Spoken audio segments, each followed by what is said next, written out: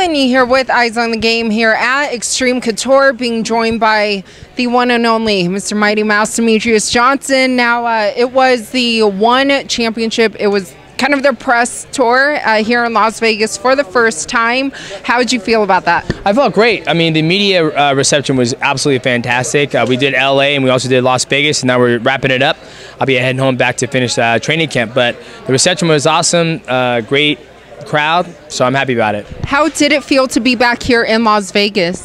It feels good. You know, I've been in Las Vegas multiple times, so I love Las Vegas. It's a beautiful, beautiful state. Yeah. Now, how is training camp going for you? Training camp's going good. Obviously, you know, I'm doing the media. It's not one of my favorite things to do during training camp because it breaks up, you know, the routine I got going on, the flow, everything's going good. But other than that, it's going good. I can't wait to get back home and finish it. Well, I'm sorry about that. It's okay. It's all good. Now, speaking of one, I mean, how's it been, you know, so far? I know, obviously, you're having your debut coming up, but were you surprised at all, you know, when that whole trade, when everything just really happened? You know, I was surprised that it finally happened, but it was a long time coming. You know, Malky and Abe, first round management, they're doing a good job of trying to get it done as soon as possible, so shout out to those guys. But now, you know, I'm in my new home and I'm just getting fit in. You know, I'm still a new kid on the block, but other than that, I feel good. What's the biggest change, I mean, aside from promotion? You know what, it's kind of hard. You know, a lot of people have been asked us back and forth, like, what's the difference between the promotion, East versus the West? And it really has, you know, each promotion does a good job doing what they do best, right? So I feel like with the Western Hemisphere martial arts, they really focus on selling fights, you know, creating drama, creating controversy, which is fine. That's what the American people love. And then when you look at the East side of, you know, mixed martial arts, the East side of the hemisphere, they're focused on the culture, the tradition, keeping the honor, respect, integrity, discipline. And that's the biggest thing I would say, that from different side of the hemisphere of each promotion. It's not this one versus this one. Especially they bring two different types of flavor and package it differently to the people. Now, how has it been living there, adjusting over there? Well, see, a lot of people think I live there. I don't live there. I still train in the States. Yeah. Obviously, you know, I'm part of Evolve Fight Team. So when I'll start getting ready for fights over in Thailand or Myanmar, things that are closer on that side of the hemisphere, I will go over there and spend 2 weeks and train at Evolve Fight Team and then fly out to my competition. And lastly, I just have to ask, TJ versus Henry, what did you think of that fight? I thought that's how it could have happened. I felt like either one of those guys could have won that fight. I think they're both great athletes, phenomenal fighters. The biggest things, man, when you take those shots in the back of the, you know, not the back of the head, but on that side where the ear is, your equilibrium is gone. You know, we've seen TJ get dropped multiple times, not multiple times, but a couple of times from Cody, and he always gets back to his feet. He always goes back and rallies and gets his wits about him.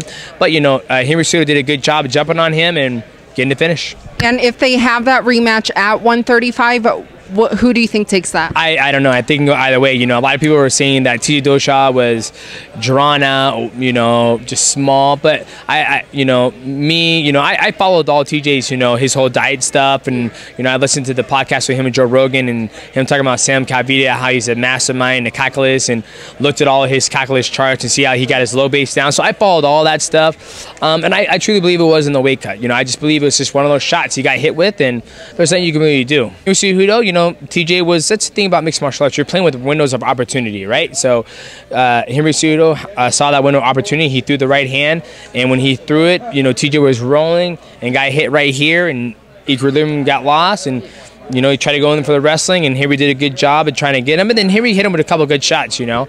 But it's mixed martial arts, anything can happen. Do you think he deserves a rematch? If he wants it. I mean, it's, you know, I think at the end of the day, I think what would be my personal opinion, if I was to say what would be the best thing to happen, if TJ went off and defended the belt against Marlon Moraes, who's the number one contender in my personal opinion, and then Henry Cejudo can go defend his belt, because a lot of these champ and double champ and all that stuff, it kind of holds up the division as a fan perspective. When I'm sitting back watching it, you know, I'm ready to see Marlon Moraes get his chance. Am I saying his name right? Marlon Moraes? Marlon Moraes get his opportunity to become a champion, because he's very good, and he's you know, why not? So I think when there's absolutely nobody for those two to compete against, that's when you do the super fights. Henry did say that he felt going into that fight against TJ, he felt like, you know, he was trying to save the flyweight division.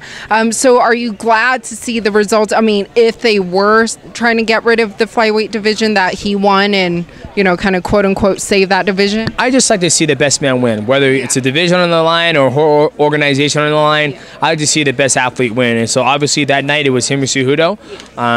Hats off to him. Yeah. And what do you have to say to your fans and your fans who will be tuning into your one debut? Yeah, shout out to the fans out there so much for hope you tune into my fight against Yuya Wakamatsu.